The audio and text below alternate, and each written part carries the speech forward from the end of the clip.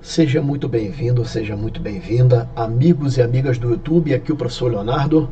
Esta é a aula de número 107 do nosso curso de Filosofia, curso voltado para pré-vestibular, Enem e concursos. Estamos agora no módulo de número 4, Política. Lembrando, módulo 1, Introdução e Fundamentos de Filosofia. Módulo 2, Epistemologia e módulo 3, Ética. Todas as aulas estão aqui gratuitas no YouTube. Dessas aulas nós produzimos apostilas que estão à venda lá no meu site www.leonardobragaflores.com. Você é o nosso convidado. Junto com as apostilas tem muitos outros materiais e cursos para você lá, tanto de filosofia como de outras áreas. Bom, direto ao conteúdo da aula de hoje, já nos espera aí na tela Direito das Gentes, ou a Teoria do Direito Natural de Hugo Grotius, o holandês Hugo Grotius. Vamos em frente. Segundo Grotius, os homens primitivos foram criados necessitando uns dos outros. Pessoal, um homem necessitando do outro. Percebe? Aqui nós estamos nesse módulo de política e agora com essa filosofia desse filósofo moderno, nós estamos vendo veja só, uma herança aristotélica, uma herança, uma inspiração, tanto em Aristóteles quanto em Tomás de Aquino, aqui com a filosofia moderna de Hugo Grotius. Bom, segundo Grotius, os homens primitivos foram criados necessitando uns dos outros e viveriam natural e socialmente numa condição pacífica e de manutenção da tranquilidade. Mais para frente nós vamos estudar o contratualismo, os principais filósofos do contratualismo. Mas aqui, pessoal, já começa a ideia do contratualismo, já começa a ideia do trato, do acordo que os homens fazem nas suas relações jurídicas. Vamos em frente, isto é, a reta razão seria universalmente compreensível por todos e a natureza humana consensual e comum. Pessoal, a razão para esse filósofo seria universalmente compreensível por todos e a natureza humana seria comum e consensual, ou seja, nós seres humanos tenderíamos a fazer acordo, nós seres humanos tenderíamos a pactuar, tenderíamos a combinar, tenderíamos a fazer contrato. A nossa alma já teria essa predisposição, essa coisa inata de vivermos em sociedade, de dependermos uns dos outros. Deus teria criado a gente assim, nós vamos ver no texto dele daqui a pouco original. Deus teria criado a gente nessa condição de ali, nós, entre seres humanos, para que a gente não se ficasse tão arrogante, né, cara? A gente dependesse um do outro. Concordo aí com esse filósofo, cara. Ele aborda a questão da justiça, entendendo que a guerra, em latim, belli, seria um estado de exceção e não de regra. Pessoal, nós estamos gravando essa aula em 2025. Infelizmente, alguns países, né, pelo mundo afora, ainda tendem a colocar a guerra como um estado de regra, não de exceção. Alguns países, infelizmente, né, seja através de banqueiros, principalmente através de banqueiros, né, financiando e cofinanciando a indústria armamentista, tendem ao quê? Promover massacres, porque guerra faz isso, né? Massacre e destruição em outros povos, nos mais fracos principalmente. Bom, vamos continuar então. Isso quer dizer que os homens nasceram precisando naturalmente viver em comunidade, junto com os seus o quê? Semelhantes. Os homens nasceram assim, precisando naturalmente viver o quê? Em comunidade, junto com os seus o quê? Semelhantes. Totalmente aí alinhado, não é? Com o que o Aristóteles falou. Se você não assistiu essa aula está embaixo ainda no módulo de política, você vai assistir essa aula aí do Aristóteles. Bom, o filósofo destaca dois fundamentos vetores coincidentes entre si e inerentes a todos, ou seja, uma identidade comum, inerente a todos os seres humanos, que os capacitaria para essa convivência. Dois fatores seriam responsáveis por deixar que o ser humano conviva com outro ser humano. O primeiro fator, segundo o Hugo Grotius, é a razão.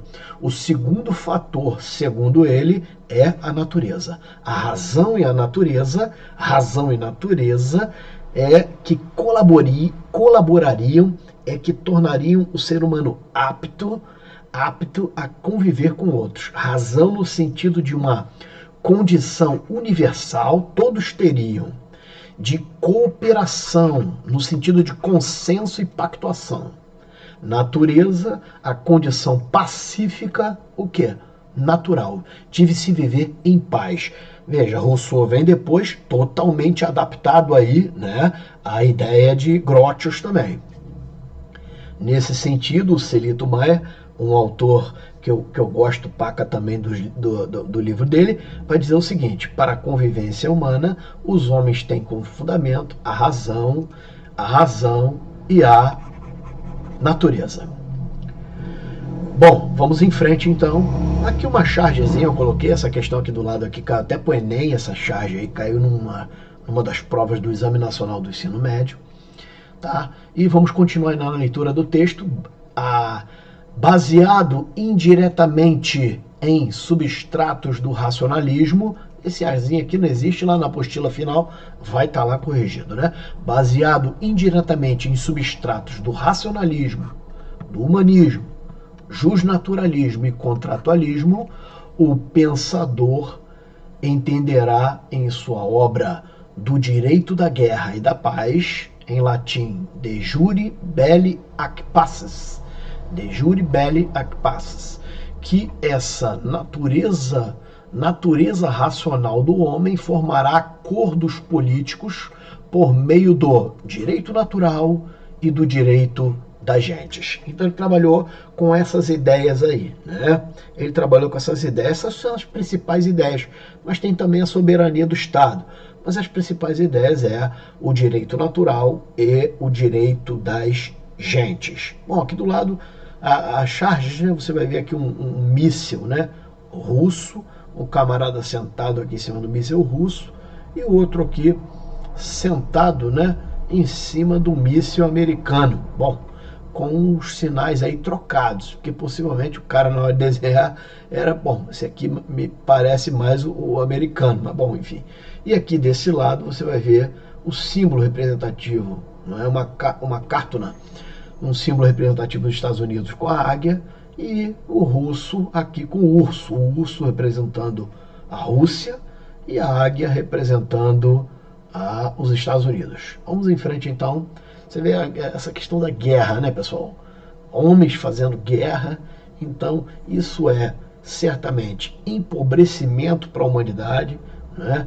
As relações comerciais tendem a não só paralisar, mas sofrerem impactos devastadores, e simplesmente às vezes por inflar o ego desses caras, né, cara?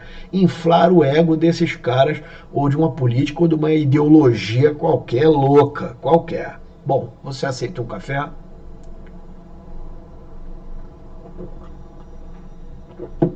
Vamos então prosseguindo com o direito natural, na mesma linha lá do Tomás de Aquino, né?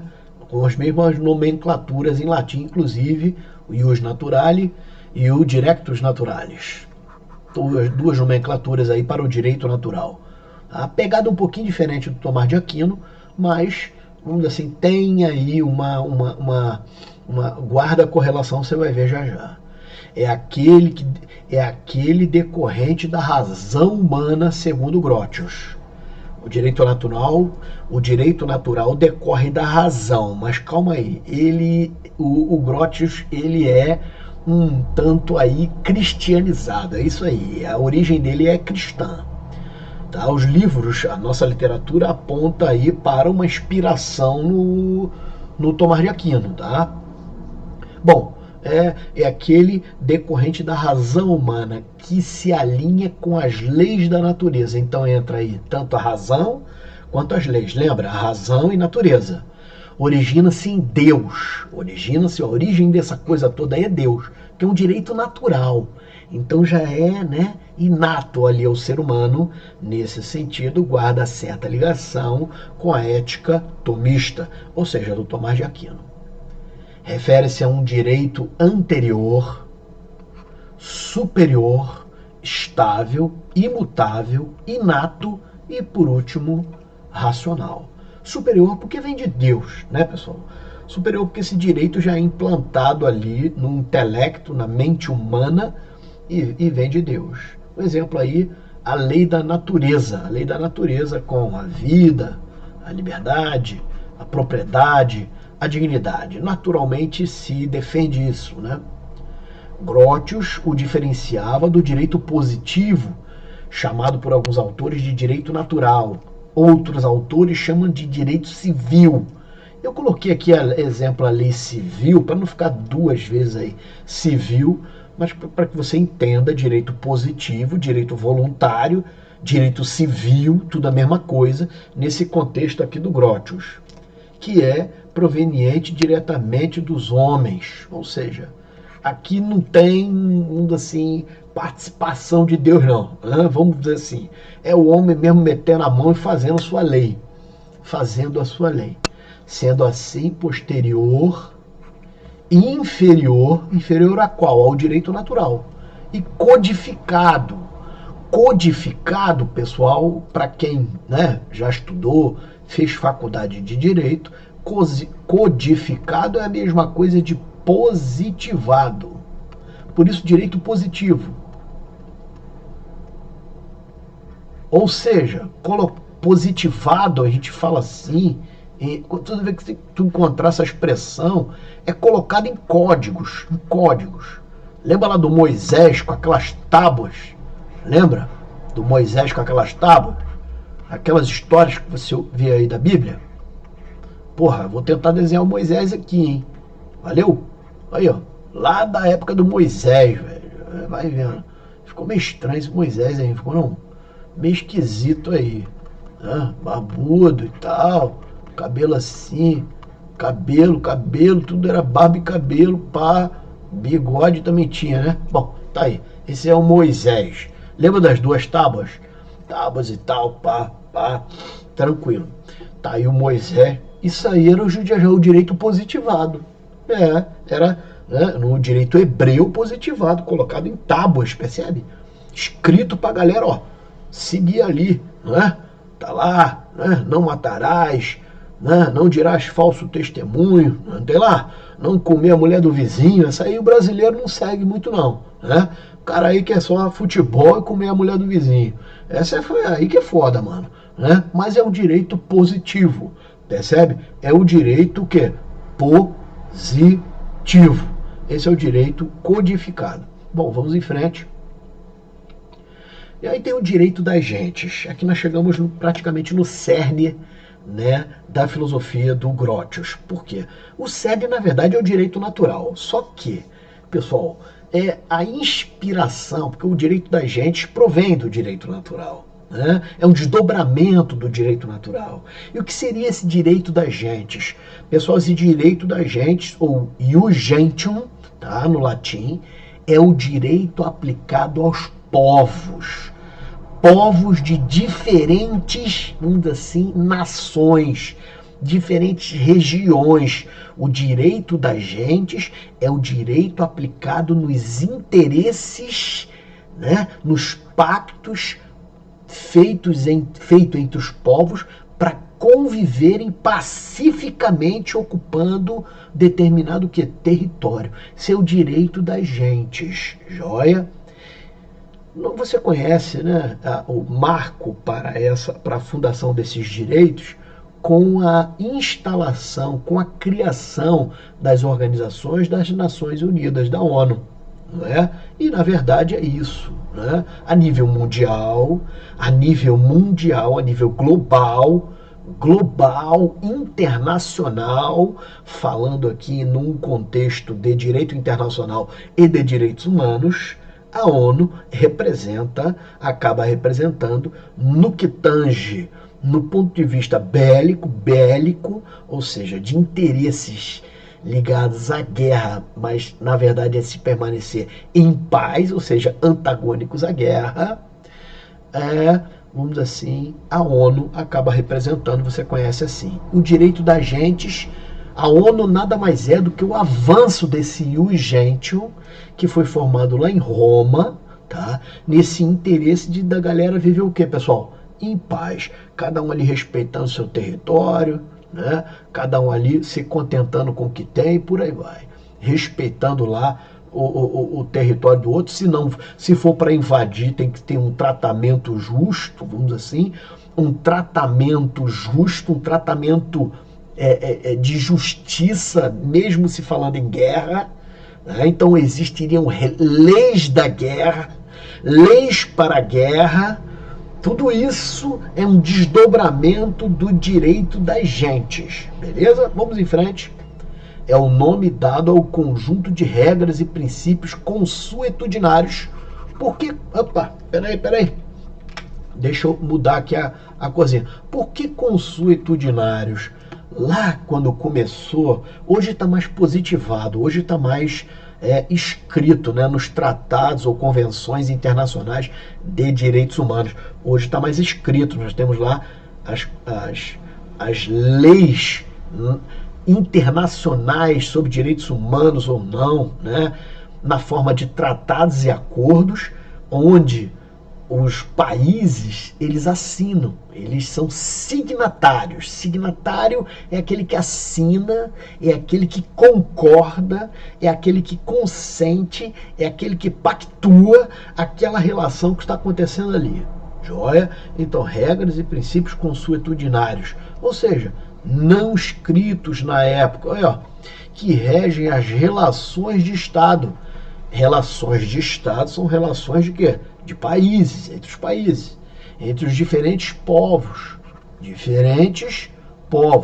com o objetivo de se promover, alcançar e consolidar uma convivência o quê? Pacífica, uma convivência pacífica. Esse é o objetivo, né, pessoal, de um tratado internacional. Não se faz tratado internacional com o objetivo de fazer uma guerra. Até poderia, né? Para que essa guerra não saia do controle, não seja tão ilimitada, se faça uma guerra, uma disputa qualquer de interesse, já é um negócio, vamos dizer assim, completamente imbecil, mas, né? Eles pactuam de forma, até aqui nós vamos.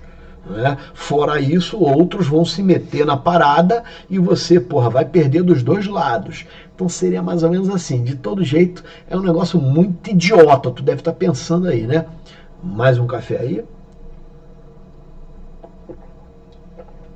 E é verdade, se você vê a quantidade de países, de banqueiros, na verdade, que estão por trás daquela indústria armamentista, quanto não custa um míssil sequer, né? E aí você vê ali, às vezes, um campo de refugiados, um míssil caindo dentro. De um campo de refugiados. Nós chegamos a esse ponto em 2025. Tem um campo de refugiados, um míssil cai dentro. Pra você ter uma ideia, porque tem gente injetando dinheiro na do míssil, aquele míssil tem prazo de validade, né? Ou seja, toda a carga explosiva e também que vai impulsionar o míssil tem prazo de validade, aquilo tem que ser lançado, e uma vez colocado no míssil não pode mais tirar, então fica essa merda aí, né? Eles de alguma forma tem que lançar aquela merda em algum canto. A merda literalmente falando. Então na minha aula eu não estou falando de ninguém, então eu posso falar o que eu quero. Isso aqui é uma aula de filosofia. Bom, essa expressão foi esculpida no direito romano, sendo atualmente conhecida como direito, aí ó, um direito internacional, ou direito internacional público, né? Que é um ramo do direito público. As regras ali imperam, não são de direito privado, né? Por exemplo, direito civil, né? Direito do consumidor, não é isso não. São regras de direito público, ou seja, aplicado a todos, aplicado erga omnes, não no caso concreto, não inter partes, não. É aplicado erga omnes, ou seja, a todos, de maneira geral, todos de maneira geral é alcançado pelo aquele direito. Isso é um direito público. O direito privado, ele é aplicado entre pessoas, entre as partes. Joia? Então, o exemplo aí que eu vou deixar é essa Declaração Universal de Direitos Humanos. Teve outros tratados antes disso, tá, pessoal? A nível de Alemanha, Inglaterra, tá? Tratados reconhecidos internacionalmente que serviram aí, vamos dizer assim, de marco, de origem, tá? Ali por 1800 já começa, em 1700 você já tem apontamentos desses tratados, em 1700. Em 1800 realmente ele toma um corpo maior, mas eu coloquei aí um dos mais expressivos entre os tratados internacionais. Daí você já sabe, esse direito da gente é o direito então, né? É o direito dos povos, vamos dizer assim, nos tratados internacionais. Vamos em frente. E aí um pouco aí do direito da guerra e da paz, do Hugo Grotius, direto aí no texto. Selecionei esses fragmentos aí para a gente refletir, para você sentir qual é a pegada, né? Qual é a pegada lá da literatura dele. Vamos em frente então. A natureza do homem que nos impele a buscar o comércio recíproco com outros, com nossos semelhantes. Então, a nossa natureza, né, nos impele a buscar o comércio, que é o relacionamento. Comércio aqui não é venda, não, é o relacionamento recíproco com nossos semelhantes. É ela própria a mãe do direito natural. Percebe? A natureza humana é a mãe do direito natural. O autor da natureza aqui é Deus. Quis de fato que sejamos fracos, olha, e careçamos de muitas coisas para viver. Não é verdade, cara? Só para tu estar assistindo aqui esse vídeo, você precisou comer feijão, você precisou comer arroz. Impossível você estar assistindo esse vídeo se você nunca comeu feijão. É praticamente impossível. Se você nunca comeu arroz, se você comeu ovo, né, se você tomou leite, é praticamente impossível. Então nós vivemos, percebe? Nós dependemos uns dos outros, né, comodamente, a fim de que sejamos impelidos mais ainda a cultivar a vida o quê? Social. Por causas fúteis, aqui ele vai falar da guerra. Por causas fúteis ou mesmo sem motivo. Fútil e sem motivo. Aí, não é verdade? É verdade. Acontece, cara. Se recorreria o quê? Às armas. Não se observa respeito algum. Não se observa respeito algum para o direito o quê? Divino. Nem para com o direito o quê? Humano. O cara pegou em armas para ir para a guerra, né? Já era, acabou ali tudo, né? O cara mesmo que tenha fé em Deus, a fé em Deus agora é para simplesmente mantê-lo vivo matando o outro. É essa a lógica da guerra. Mantendo vivo, porque ele tem que dar baixa no outro, né? No outro exército. É essa a lógica da guerra. Uma coisa completamente imbecil. Bom, em frente. Aí uma questão. Essa questão caiu na Unesp, a Universidade de São Paulo. Vou deixar aí contigo, com o que você ouviu aqui é mais do que suficiente. Você não precisa nem ler o enunciado, é sério mesmo. Você não precisa nem ler o enunciado, você vai ver aqui só no enunciado o Hugo Grotius, aqui ó. E já é suficiente para você matar essa questão. Faça aí a questão.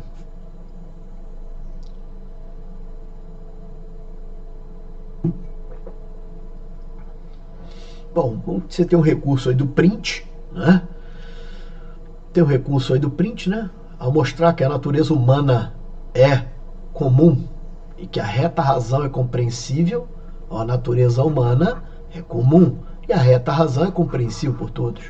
O jurista holandês Hugo Grotius defende a hipótese de que o gênero humano nasce provido de direitos e de deveres naturais, que decorrem da própria capacidade do raciocínio, da sua própria racionalidade. Para isso, Grotius evoca um estado de natureza pacífico, anterior a qualquer história, para se opor ao atual estado social dos homens.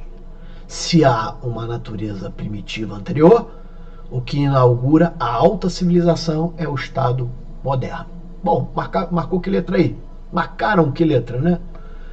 Não é timocracia, bom, não é timocracia, né? Que na qual os cidadãos são honrados, mais honrados têm o direito de governar. Bom, isso aqui realmente é timocracia, né? É os mais honrados, os mais, né, premiados, vamos dizer assim, têm o direito. Mas não tem nada a ver aí com o que eu falei, não tem nada a ver com a aula, né, pessoal? Então isso aqui é falso. Anárquico, porra, nada a ver, velho. Você ouviu falando isso aí na aula, na qual os cidadãos não designam um governante em si, ou seja, não elegem ninguém, não acreditam em ninguém, né? Não, né? Creem no desgoverno, assim, na ausência de governo. Não tem nada a ver com isso aqui. Não tem nada a ver com a filosofia do Grotius. Sofocracia, não é isso também não. Nós não falamos isso, né? É o governo atribuído aos sábios. Também não é isso. Despótico ou déspota, na qual o rei exerce o poder absoluto. Também não é isso não, eu não falei isso, né? Mais para frente agora nos três contratualistas que nós vamos ver, aí você vai ver o governo despótico sim, o absolutismo do rei, né? Lá em Hobbes. Bom, é aqui, cara, né? Contratualista, o tempo todo aqui nós batemos no contrato. Não que seja um contratualista propriamente dito, não é. Mas, porra, essa coisa do tratado internacional, do acordo entre os homens, do contrato entre os homens, do direito das gentes, isso é um acordo, isso é um contrato, na qual o governo e o povo estabelecem o quê? Um acordo político. Quando você pega lá o tratado internacional, né, e faz um acordo, você está fazendo aí, né? Eles ali estão assinando e acordando. Se, cara, se desrespeitarem, vai dar merda pros dois. Essa é a verdade. Bom, pessoal, aqui nós temos as nossas apostilas. Módulo 1, Introdução e Fundamentos, essa amarela que está aqui embaixo. Módulo 2, Epistemologia, essa azul. E módulo 3, Ética. Você é o nosso convidado. As apostilas coloquei um preço legal para todos adquirirem. Todos adquirirem. O curso para todos adquirirem, as apostilas para todos adquirirem. Essa aqui você compra só de 700, você já está comprando as outras. Todas as outras estão dentro de 700 questões. Tranquilo? Bom, aqui você está estudando para concurso, mini curso de matemática para concurso, aqui um grupo de estudos que você pode participar. Lá eu posto primeiro as aulas, né? As aulas caem lá primeiro. Um caveirão da polícia, é uma coletânea de aulas, tá? De videoaulas para a polícia, e aí eu reuni tudo aí, essa coletânea de videoaulas, uma espécie de coletânea, né? Que eu chamei de caveirão, e tá aí para você. Lá tem constitucional, administrativo, penal, processo penal, leis, português e matemática. Então essa é uma noção geral para você pegar. Mini curso de conhecimentos pedagógicos para o cargo de professor. Com esse mini curso aqui, com esse conhecimento que eu montei esse mini curso, eu não sou formado em pedagogia, mas eu passei num concurso de orientador pedagógico aí no município de São João de Meriti. Tomei posse, tive que sair para tentar outra prova do concurso aí. Pedi baixa lá, pedi a minha exoneração.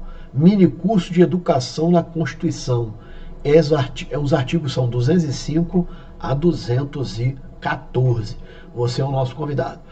Cara, aqui são os melhores cursos que eu tenho, assim, vamos dizer assim, na plataforma, tá? São cursos que a gente, numa profundidade maior, não é? Aqui são 10 horas de aula cada um, né? Aqui são grandes questões da filosofia. Aqui tem felicidade, amor e paixão, bem e o mal e intuição. São cursos de filosofia, só que com abordagem filosófica na felicidade, no amor e na paixão, no bem e o mal e na intuição.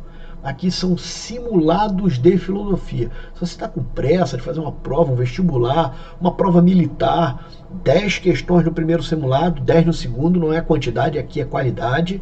Aqui é um PDF, uma apostilinha de PDF no primeiro simulado, uma apostilinha no segundo, né? O primeiro simulado Apolo, o segundo Dioniso. Pessoal, 3 horas de aula de correção no primeiro e 3 horas no segundo. Em 6 horas de aula, mais a leitura dos PDFs, você sobrevive com 20 pontos no edital de filosofia. Você é o nosso convidado. Esse curso aqui é uma parceria com a Faculdade Iguaçu, é uma pós-graduação em Fundamentos de Filosofia, obviamente reconhecido pelo MEC. Ele vai ser lançado no dia 4 de dezembro de 2025, onde eu vou montar aí a turma. Joia, gente? Mais um avisozinho só, é esse aqui, ó.